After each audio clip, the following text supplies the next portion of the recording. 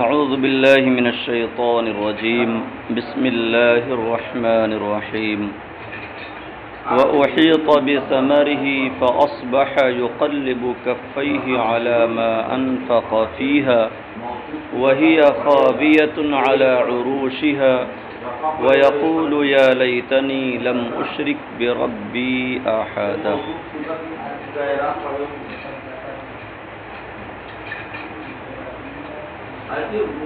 ہاں، اب یہاں سے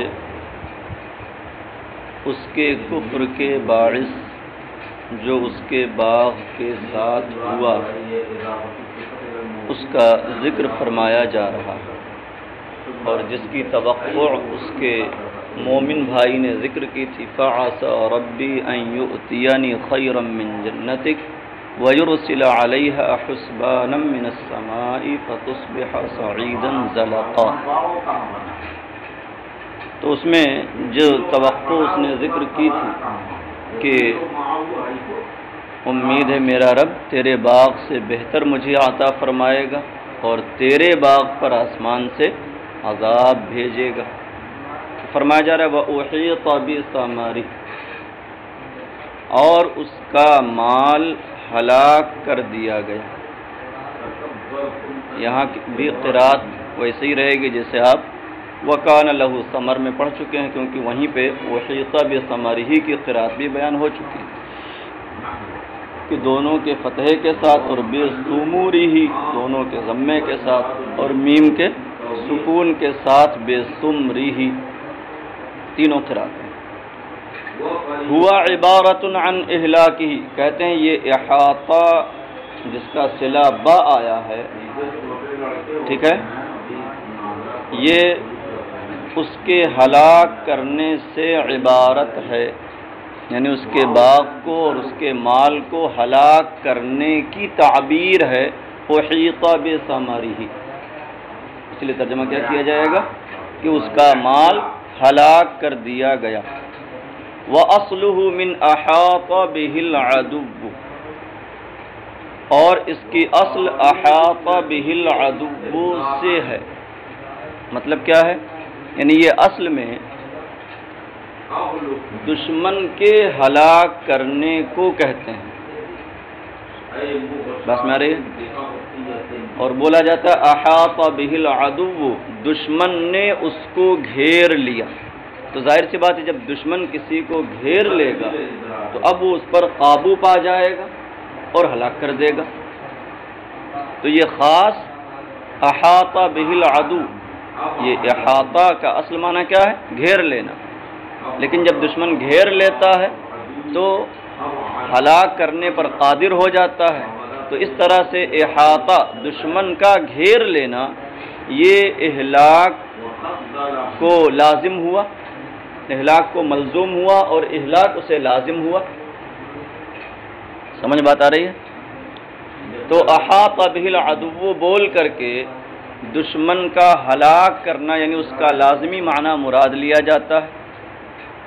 تو اصلاً تو ہے دشمن کے ہلاک کرنے کے لیے، لیکن پھر اس میں توسع پیدا ہو گیا اور ہر ہلاک کرنے کے معنی میں مراد لیا جانے لگا، چاہے دشمن کا ہلاک کرنا ہو یا کسی اور طریقے پر ہلاک کرنا پایا جائے.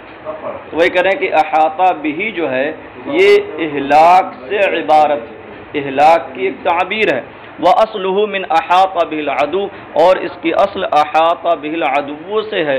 لِأَنَّهُ إِذَا أَحَاطَ بِهِ فَقَدْ مَلَكَهُ وَاسْتَوْلَى عَلَيْهِ، اس لیے کہ جب دشمن کسی کو گھیر لیتا ہے تو وہ اس پر قابو پا لیتا ہے اور اس پر حاوی ہو جاتا ہے. فَقَدْ مَلَكَهُ وَاسْتَوْلَى عَلَيْهِ دونوں کا معنی ایک ہے. تو اس پر حاوی اور اس پر قابو پا لیتا ہے. ثُمَّ اسْتُعْمِلَ فِي كُلِّ إِهْلَاكٍ، تو اصل دشمن کے ہلاک کرنے کے لیے ہے، ٹھیک، اور اصل معنی احاطہ کا گھیر لینا ہے. لیکن چونکہ دشمن جب گھیر لیتا ہے تو قابو پا لیتا ہے اور ہلاک کرنے پر قادر ہو جاتا ہے. تو خاص ہوا دشمن کے ہلاک کرنے کے معنی میں، لیکن پھر اس میں اس کو مجازن ہر اہلاک میں استعمال کیا جانے لگا. ثم استعمل فی کل اہلاک، پھر ہر اہلاک میں استعمال کیا گیا. فاصبح یقلب کفیہ علی ما انفق فیہا، تو وہ کافر اپنی ہتھیلیاں پلٹنے لگا اس پر جو اس نے اس باغ میں خرچ کیا. تو اس پر کا مطلب کیا ہے؟ اس پر حسرت و افسوس کرتے ہوئے جو اس نے باغ میں خرچ کیا. باغ میں اس نے بہت خرچہ کیا تھا، لیکن اللہ تبارک و تعالیٰ کے حکم سے اس کا باغ کیا ہلاک ہو گیا. تو اب وہ اس پر افسوس کرتے ہوئے اپنی ہتھیلیاں پلٹنے لگا. ہتھیلیاں پلٹنا یہ کنایا ہے تحسر اور افسوس سے. فاصبح میں ضمیر کا مرجع بیان کریں، ای الکافر یقلب کفیہ یضرب احداہما علی الاخری، یعنی ایک کو دوسرے پر مارنے لگا. جب آدمی بہت افسوس میں ہوتا ہے تو ایسے ایسے ہتھیلیاں سمجھ رہے ہیں کرتا ہے، کبھی دانت کاٹتا ہے، کبھی اپنا منہ اپنے ہاتھ میں رکھ کر بیٹھ جاتا ہے، سمجھ رہے ہیں.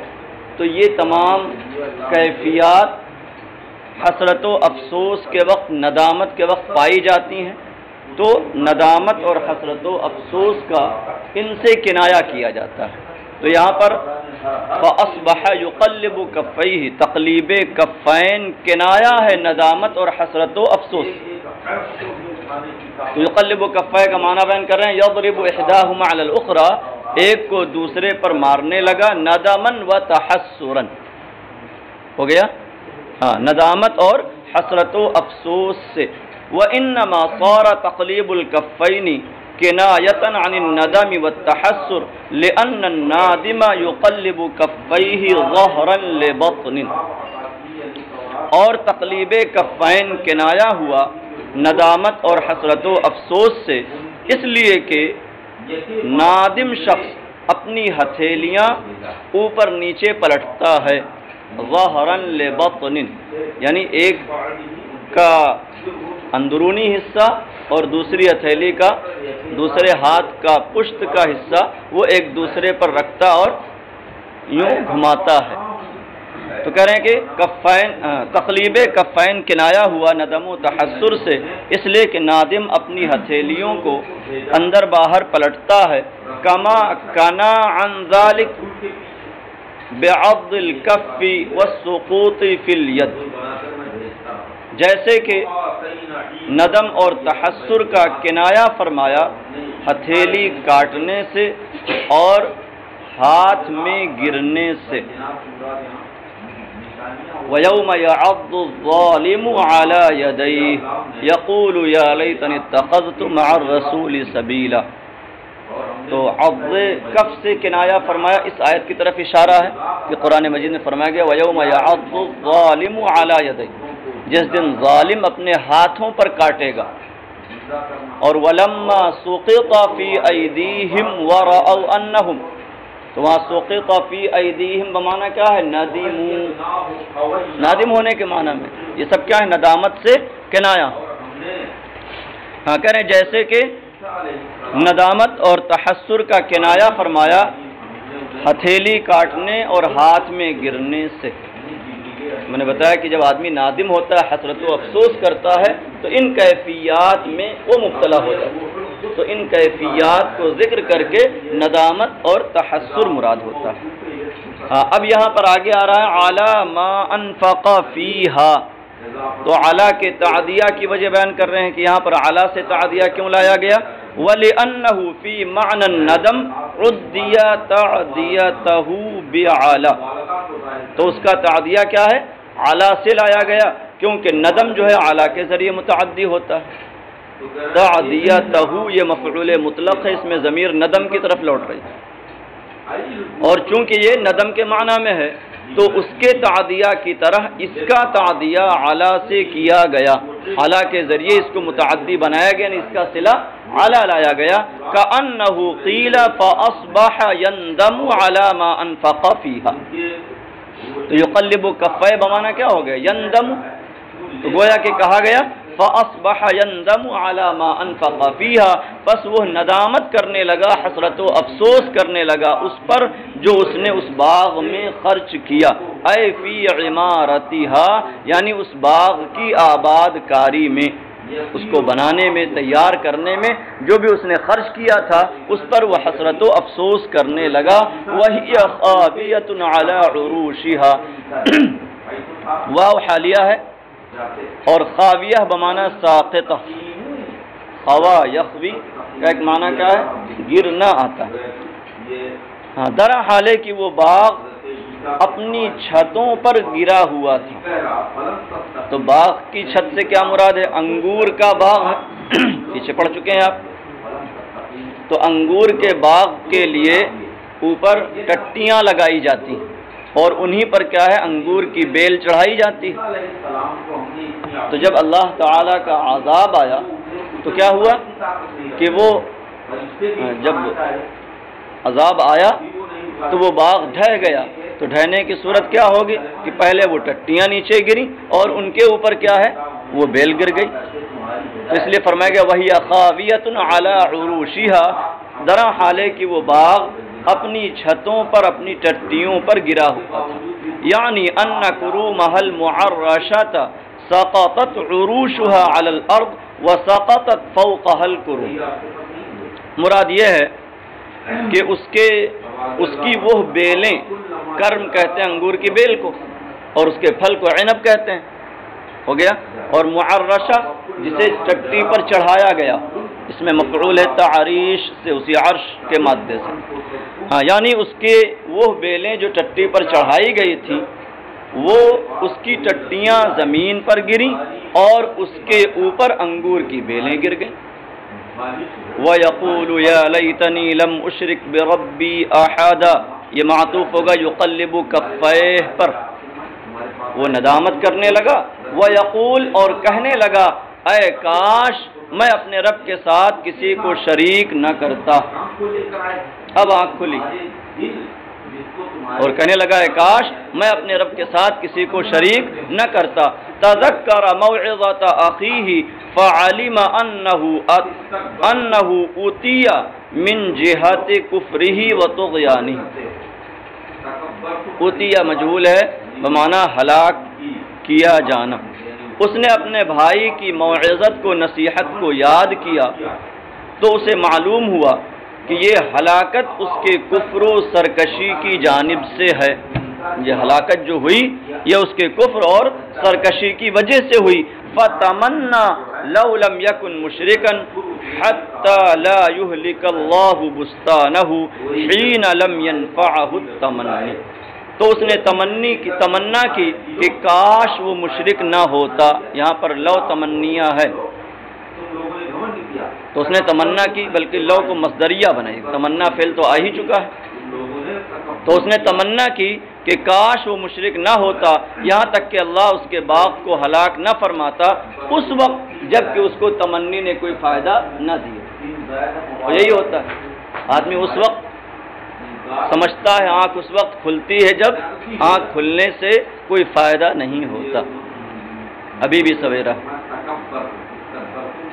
ہاں، تو اس نے تمنا کی کہ کاش وہ مشرک نہ ہوتا، یہاں تک کہ اللہ اس کے باغ کو ہلاک نہ فرماتا جس وقت کہ اسے تمنا نے فائدہ نہ دیا۔ وَيَجُوزُ أَن يَكُونَ تَوْبَةً مِّنَ الشِّرْكِ وَنَدَمًا عَلَى مَا كَانَ مِنْهُ وَدُخُولًا فِي الْإِيمَانِ، کہتے ہیں اور یہ بھی ہو سکتا ہے کہ اس کا یہ قول یقول یا لیتنی لمشرک بربی احدا، اس کا یہ قول توبہ سے شرک ہو اور اس پر ندامت ہو جو اس کی جانب سے سرکشی اور کفر پایا گیا، وَدُخُولًا فِي الْإِيمَانِ، اور ایمان میں دخول ہو، یعنی اس کا بھی احتمال ہے، اگرچہ بعید احتمال ہے، اسی لیے اس کو بعد میں ذکر کیا اور یجوزو سے ذکر کیا، سمجھ رہے ہیں؟ اس کو قطعی طور پر نہیں نہ ذکر کر رہے ہیں، احتمال کے طور پر بیان کر رہے ہیں کہ ہو سکتا ہے اس کا یہ قول جو ہے وہ اپنے شرک سے توبہ ہو اور ایمان میں داخل ہونا ہو۔ ہاں، اور ظاہر کم کیوں ہے؟ اس لیے کہ اس نے جب اپنے باغ کی ہلاکت دیکھی تو باغ کے ہلاک ہونے پر افسوس کیا اور اس طرح کی تمنا کی، تو اگر ایمان میں داخل ہونا ہوتا تو ایسا نہ کرتا، وہ اس کا انتظار نہ کرتا۔ وَلَمْ تَكُنْ لَهُ فِئَةٌ يَنْصُرُونَهُ مِنْ دُونِ اللَّهِ وَمَا كَانَ مُنْتَصِرًا، اور اس کے لیے کوئی جماعت نہ تھی جو اس کی مدد کرتی سوائے اللہ کے۔ ہو گیا؟ اور اس کی کوئی جماعت نہ تھی جو اس کی مدد کرتی سوائے اللہ کے۔ بظاہر سے کیا سمجھ میں آ رہا ہے؟ ترجمہ پھر سے سنیے اور دھیان دیجیے۔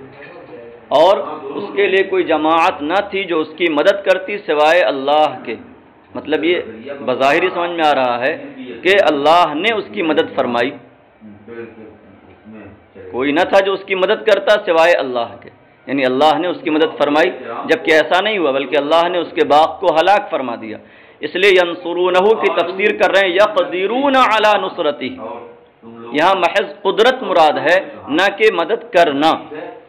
اس کے لیے کوئی جماعت نہ تھی، فئۃ جماعتن کے معنی میں آتا ہے، ٹھیک ہے، اور اس کے لیے کوئی جماعت نہ تھی جو اس کی مدد کرنے پر قادر ہوتی سوائے اللہ کے۔ ہاں تو مطلب کیا ہوا کہ اللہ قادر تھا اور کوئی اس کی مدد کرنے پر قادر نہ تھا، تو یہاں قدرت کی نفی ہو رہی، ہوگی بات؟ ہاں، اور اس کے لیے کوئی جماعت نہ تھی جو اس کی مدد کر سکتی سوائے اللہ کے۔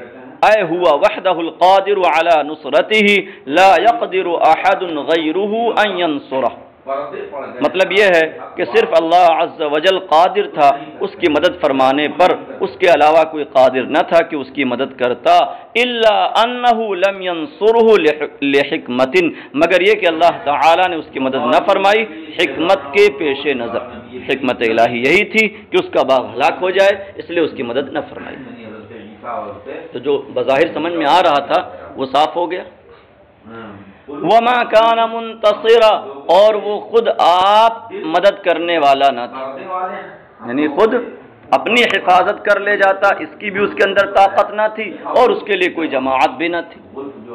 تو بڑا ناز تھا، اسے کہہ رہا تھا کیا، انا اکثر منک مالا واعز نفرا، مجھے دیکھو میرے ساتھ کتنی نفری ہے، سمجھ رہے ہیں، کتنے خدام ہیں، انصار ہیں، مددگار ہیں، لیکن جب اللہ کا عذاب آیا تو نہ اس کے لیے کوئی ایسی جماعت رہی جو اس کی مدد کر سکتی اور نہ خود وہ آپ اپنی مدد کرنے پر قادر تھا۔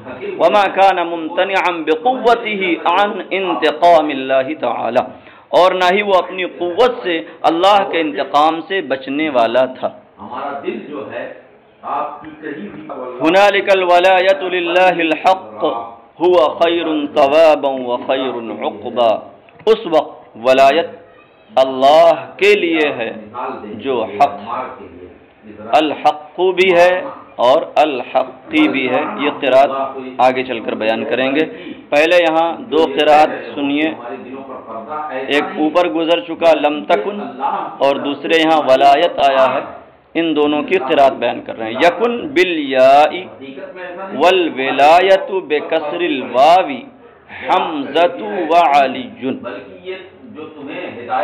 ولم یکن لہو فئۃ یا کے ساتھ پڑھا ہے اور ولایت واو کے کسرے کے ساتھ پڑھا ہے حمزہ اور علی نے۔ بات سمجھ میں آئی؟ تو حمزہ اور علی کی قرات میں کیا ہے، وہاں ولم یکن لہو فئۃ اور یہاں ہنالک الولایۃ للہ الحق، ٹھیک؟ تو کہہ رہے ہیں کہ یکن یا کے ساتھ اور ولایت واو کے کسرے کے ساتھ حمزہ اور علی نے پڑھا ہے، فہیا، ہاں تو ولایت میں دو قرات ہے، ولایت اور ولایت، اور لم تکن میں بھی دو قرات ہوگی، لم یکن اور لم تکن، تو حمزہ اور علی کی قرات ہوگی، باقی لوگوں نے لم تکن وہاں پڑھا ہے اور یہاں کیا ہے، ولایت پڑھا ہے۔ لم تکن اور لم یکن میں فرق مذکر مؤنث کا ہے، اور چونکہ فئۃ آگے مؤنث غیر حقیقی آ رہا ہے تو اس وجہ سے وہاں دونوں بات جائز ہے، اس کے علاوہ فصل بھی ہے تو اس میں کوئی بہت بڑا مسئلہ نہیں ہے، ٹھیک ہے؟ ہاں، اور یہاں ولایت اور ولایت دونوں ہے، حمزہ اور علی نے ولایت پڑھا ہے، باقی لوگوں نے ولایت پڑھا ہے۔ توفیق تو اب ولایت کی صورت میں معنی کیا ہوگا اور ولایت کی صورت میں معنی کیا ہوگا؟ کہتے ہیں فَهِيَ بِالْفَتْحِ النُّصْرَةُ وَالتَّوَلِّ وَبِالْكَسْرِ السُّلْطَانُ وَالْمُلْكُ۔ کم لوگ ہیں بس ولایت واو کے فتحے کے ساتھ ماں کرم ماں زائدہ مدد کرنے اور کارسازی کرنے کے معنی میں ہے۔ لوگ ہیں جو ایمان لے آئے ماں کرم ماں ہو گیا النصرۃ والتولی، مدد کرنے اور کارساز ہونے کے معنی میں ہے۔ وبالکسر، اور ولایت واو کے کسرے کے ساتھ بادشاہت اور سلطنت کے معنی میں ہے۔ تو اب معنی کیا ہو جائے گا؟ ہنالک الولایۃ للہ الحق، اس وقت مدد اللہ کے لیے ہے۔ ہو گیا، یعنی مدد اللہ کے ساتھ خاص اللہ ہی مدد فرمانے والا، اور یا تو الولایت ہے تو اس صورت معنی کیا ہوگا کہ اس وقت بادشاہت اور سلطنت اللہ ہی کے لیے ہے۔ والمعنی ہنالک، ہنالک سے کس کی طرف اشارہ ہے؟ ہنالک اسماء اشارہ میں سے ہے نا، مگر یہ اشارہ برائے مکان کے لیے۔ اے فی ذلک المقام وتلک الحال النصرۃ للہ وحدہ لا یملکها غیرہ ولا یستطیعها احد سواہ تقریرا لقولہ۔ ہاں، اور آیت کا معنی یہ ہوگا کہ اس وقت یعنی اس مقام اور اس حالت میں مدد صرف اللہ کے لیے ہے، مدد کا کوئی اختیار نہیں رکھتا اور نہ ہی اس کے سوا کوئی طاقت، اس کی استطاعت رکھتا ہے، طاقت رکھتا ہے۔ تقریرا لقولہ ولم تکن لہ فئۃ ینصرونہ من دون اللہ، اس میں تقریر ہے، ہو گیا یعنی تاکید ہے اللہ تعالیٰ کے فرمان وَلَمْ تَكُنْ لَهُ فِئَةٌ يَنْصُرُونَهُ مِنْ دُونِ اللَّهِ کی، اوپر آیا وَلَمْ تَكُنْ لَهُ فِئَةٌ يَنْصُرُونَهُ مِنْ دُونِ اللَّهِ، اللہ کے سوا اس کے لیے کوئی جماعت نہ تھی جو اس کی مدد کرتی۔ ٹھیک، ہنالک الولایۃ للہ الحق، اس وقت اس مقام میں مدد صرف اللہ کے لیے ہے۔ مدد طلب کر رہے تھے تو من دون اللہ سے سمجھ میں آ ہی رہا تھا، اسی کی تقریر ہو گئی اور اسی کی تاکید ہو گئی۔ ہو گیا کے مقابلے میں ہاں، او ہنالک السلطان والملک للہ، دے کر کے مدد طلب کر رہے تھے، یا اس وقت اس حالت میں بادشاہت اور سلطنت اللہ کے لیے ہے۔ لا یغلب، کوئی اور غالب نہیں آ سکتا۔ ہو گیا او فی مثل تلک الحال الشدیدہ یتولی اللہ ویؤمن بہ کل مضطر، یا یہ معنی ہے کہ اس شدید اور سخت حالت میں اللہ تعالی کارساز ہوتا ہے اور اس پر ہر مضطر و مجبور ایمان لے آتا ہے۔ یعنی ان قولہ لا لیتنی لمشرک بربی احدا کلمۃ الجئ الیہا۔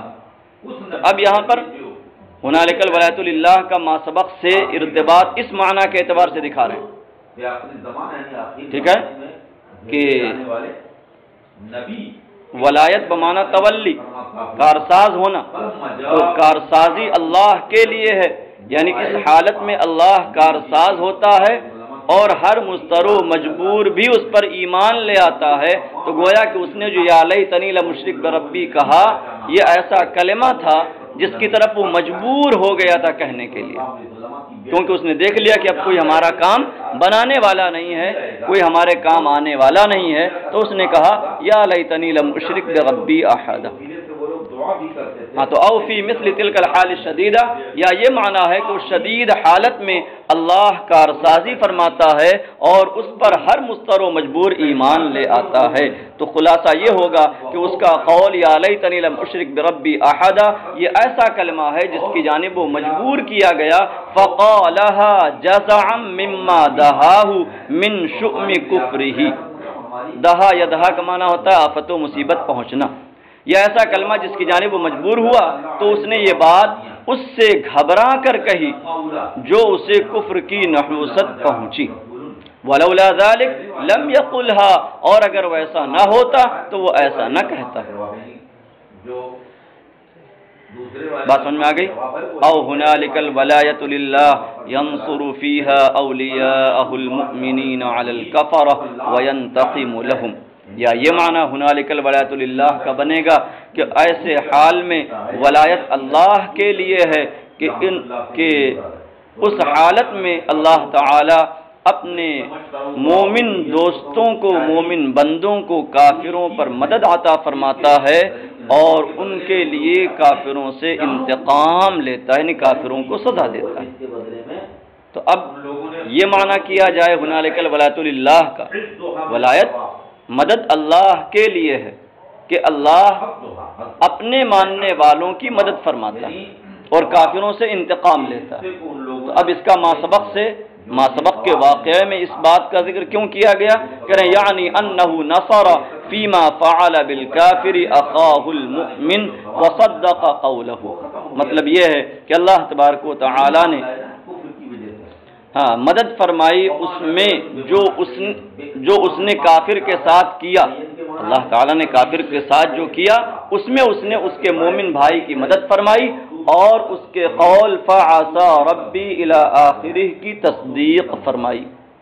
اس نے کہا تھا کہ میرا رب مجھے تجھ سے بہتر باغ عطا فرمائے گا اور تیرے باپ کو ہلاک کر دے گا، تو اللہ تبارک و تعالیٰ نے اس کی مدد فرمائی اور اس کے قول کی تصدیق فرما دی۔ وَيُؤَيِّدُهُ قَوْلُهُ هُوَ خَيْرٌ ثَوَابًا وَخَيْرٌ عُقْبًا، کہتے ہیں اور اس مفہوم کی تائید اللہ کا قول ہوا خیر ثوابا وخیر عقبا کر رہا ہے کہ کیا کہا گیا؟ وہ بہتر ثواب ہے۔ تو ثواب یعنی کہ بدلہ، تو مومن نے جو اللہ تبارک و تعالیٰ پر بھروسہ کیا، اللہ تبارک و تعالیٰ نے اسے بہتر بدلہ اور بہتر انجام عطا فرمایا۔ ہوا خیر ثوابا وخیر عقبا، وہ ثواب میں بہتر ہے اور انجام میں بہتر ثواب والا اور بہتر انجام والا ہے۔ اے لأولیائہ، اللہ تبارک و تعالیٰ اپنے دوستوں کے لیے ثواب دینے میں بہتر ہے، سب سے بہتر ثواب دینے والا ہے۔ او ہنالک اشارۃ الی الآخرہ، تو ہنالکا کا اب تک جو مفہوم بیان ہوا کیا تھا؟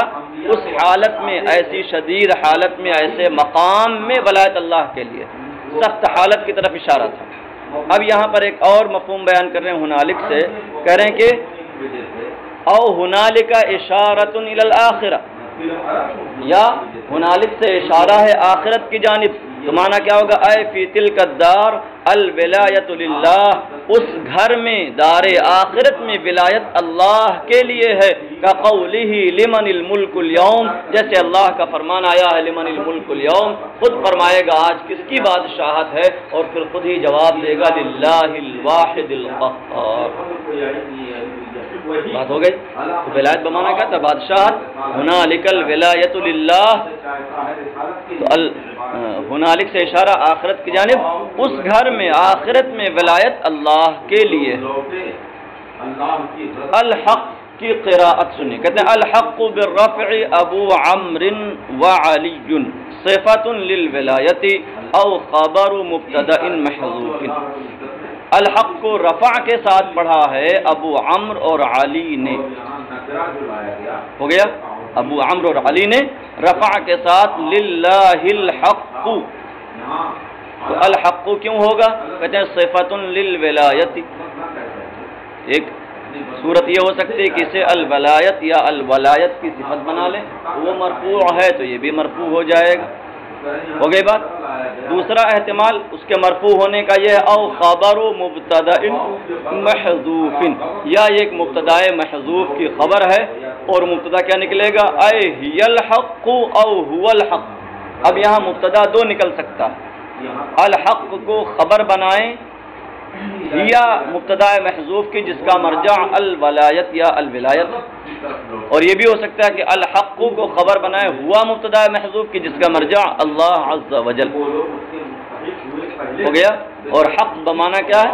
ثابت آتا ہے، ہاں، تو مانا کیا ہو جائے گا؟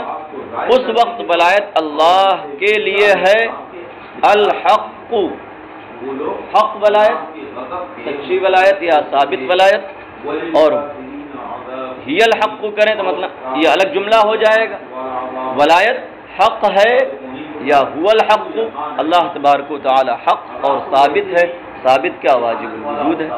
لیکن یہ محیط جو غیرہما بالجر، بقیہ قاریوں نے جر کے ساتھ الحقی پڑھا ہے، صفت للہ، اللہ عز و جل کی صفت بناتے ہوئے. عقبا بسکون القاف عاصم و حمزہ، قاف کے سکون کے ساتھ عقبہ پڑھا ہے عاصم اور حمزہ نے.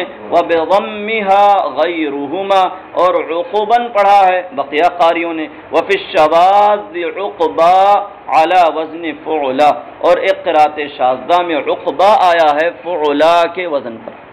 وہاں لفظ کیا ہے؟ عقبن ہے. ان دونوں قراتوں میں عقب یا عقب حالت نصب میں ہے تو الف کے ساتھ آیا، لیکن ایک قرات میں کیا ہے؟ عقبہ بر وزن فعلا پڑھا گیا ہے، مگر یہ قرات شاذہ ہے. وکلھا بمعنى العاقبہ، اور تمام سب کا سب عاقبت کے معنی میں ہے، یعنی چاہے عقبہ ہو، چاہے عقوبہ ہو، چاہے عقبہ بر وزن فعلا ہو، تمام صورتوں میں یہ کیا ہے؟ انجام اور عاقبت کے معنی میں ہے. تو یہ رجلین کی جو مثل تھی وہ پوری ہو گئی. مومنین اور کافرین کے حال کی ایک تمثیل ذکر کر دی گئی کہ مومنوں کے لیے مومن بھائی کی طرح ہے، اس کے ساتھ جو ہوا تو اس نے تصدق کیا، قربانیاں دیں، اللہ تبارک و تعالی نے آخرت میں اس کے لیے بہتر ثواب رکھا ہے، بہتر انجام رکھا ہے. اور جو دنیا میں کیا ہے؟ موج مستی کرتا ہے، عیش و آرام کرتا ہے اور اللہ کا منکر ہو جاتا ہے، اس کا حال یہ ہوتا ہے کہ کچھ دن تو وہ عیش و آرام میں مست رہتا ہے، لیکن اللہ تبارک و تعالی جب چاہتا ہے اس کے عیش و آرام کو سلب فرما لیتا ہے اور اس کے اموال کو ہلاک فرما دیتا ہے. صدق اللہ.